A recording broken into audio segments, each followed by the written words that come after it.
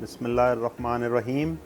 میرا نام پروفیسر نعیم ملک ہے. میں چیئرمین اور head of department of cardiology Pakistan institute of medical science Islamabad آپ سے مخاطب ہوں. 29 ستمبر کے دن کے حوالے سے، جو کہ دنیا بھر میں ورلڈ ہارٹ ڈے، دل کی بیماریوں کا دن یا دل کا دن آپ کہہ لیجئے کہ منایا جاتا ہے. اس دن کے منانے کا مقصد صرف یہ ہے کہ لوگوں میں آگہی اور شعور پیدا کیا جائے تاکہ لوگ اپنی صحت کے بارے میں کانشیس ہو سکیں، اپنی صحت کا خیال رکھ سکیں. اور ہم لوگ اس دن کی مناسبت سے لوگوں کو بتاتے ہیں کہ دل کی بیماریاں جو ہیں وہ کن عوامل کی وجہ سے ہوتی ہیں.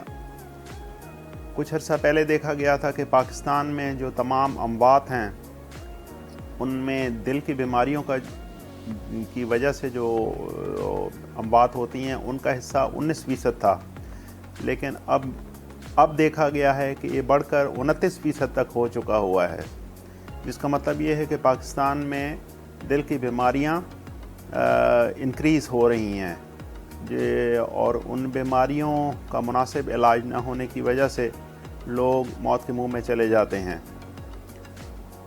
اب یہ دل کی بیماریاں کیوں ہوتی ہیں؟ اس کی مختلف وجوہات ہیں. سب سے پہلے تو یہ ہے کہ جن خاندانوں میں یہ بیماریاں پیدا ہوتی ہیں ان کے جو خاص طور پر میل حضرات ہیں، کیونکہ دیکھا گیا ہے کہ جو میلز ہیں وہ فیمیلز کے مقابلے میں اس بیماری میں زیادہ مبتلا ہوتے ہیں. میل فیمیل ریشو جو آتا ہے 4:1 ہے. یہ ینگ ایج کی بات کر رہا ہوں میں. اولڈ ایج میں یہ ریشو برابر ہو جاتا ہے.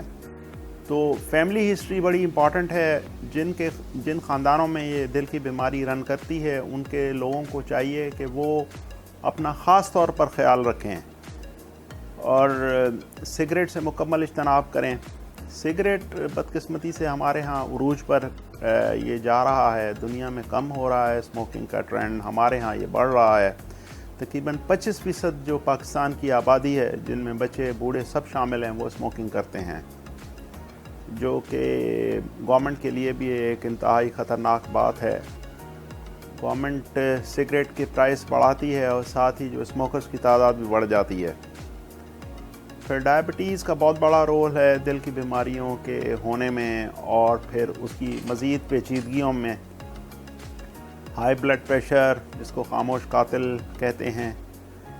لوگوں کو پتہ ہی نہیں ہوتا اور ان کا بلڈ پریشر جو ہے وہ 200/120 پہ وہ لوگ نارمل چل رہے ہوتے ہیں.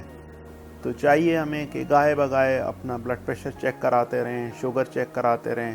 کولیسٹرول کو ضرور دیکھیے، کیونکہ ہماری غذائیں انتہائی مرغن ہیں. جب تک ہمارے کھانے میں گوشت نہ ہو، گوشت بھی جو ہے وہ فرائیڈ اور گھی سے بھرا ہوا یا آئل سے بھرا ہوا، تو ہم کھانا اس کو پسند نہیں کرتے. تو کولیسٹرول کو ضرور دیکھیے، کولیسٹرول اپنا چیک میں رکھیے. ایک اور چیز جو دیکھی گئی ہمارے ہاں وہ یہ ہے کہ جو گڈ کولیسٹرول ہے HDL وہ بہت کم ہے، اور یہ فیکٹر ایسا ہے کہ ابھی تک اس کے لیے کوئی خاص دوا بھی ایجاد نہیں ہوئی.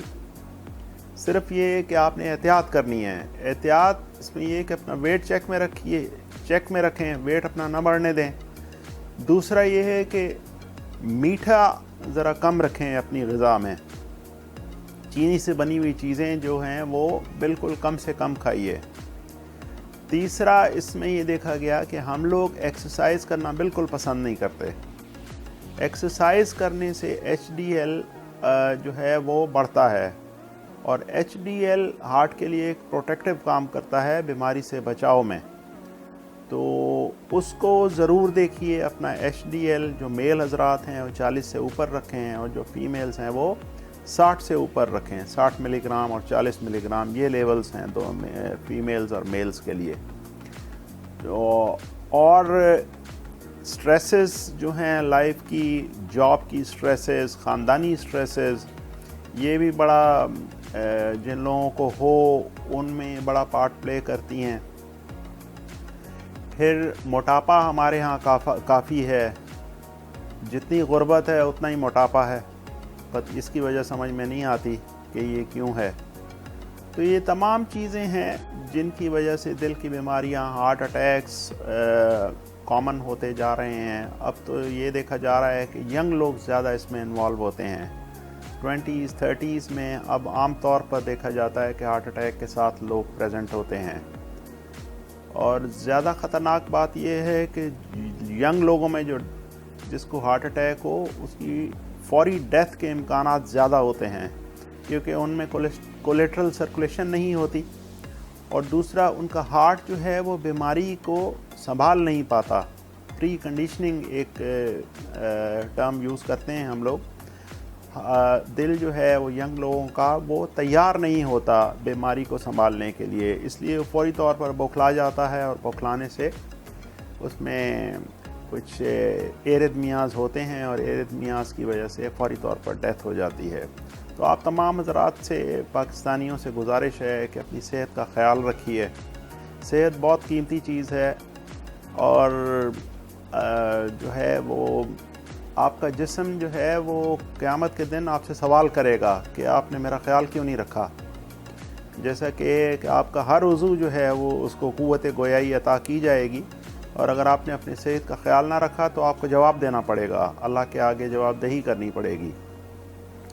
تو گزارش یہی ہے کہ ورزش کیجئے، غذا میں احتیاط کیجئے. بسیار خوری خود ایک بیماری ہے، اور اس کی وجہ سے جو ہے بہت ساری تکلیفیں پیدا ہوتی ہیں. موٹاپا ہوتا ہے، شوگر ہوتی ہے، blood pressure, strokes, kidney diseases, joint پینز.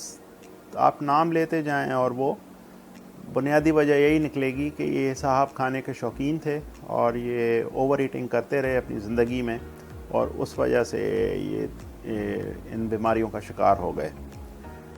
اور آپ نے خود ہی دیکھا ہوگا کہ موٹا جسم جو ہے ویسے بھی دیکھنے میں بھی اتنا اچھا نہیں لگتا.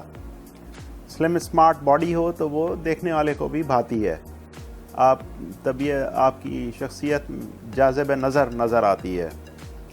تو گزارش یہی کرنی ہے آپ سے کہ اپنی غذا کنٹرول میں رکھیے. حدیث کے مطابق پیٹ کے 3 کھانے کریں، 4 کھانے، 3 بھریں اور 1 خالی چھوڑیے. اور اس طرح آپ کی زندگی سہل رہے گی، اور آپ بیماریوں سے بھی کافی حد تک محفوظ رہیں گے. اللہ تعالیٰ آپ کو محفوظ رکھے. بہت شکریہ.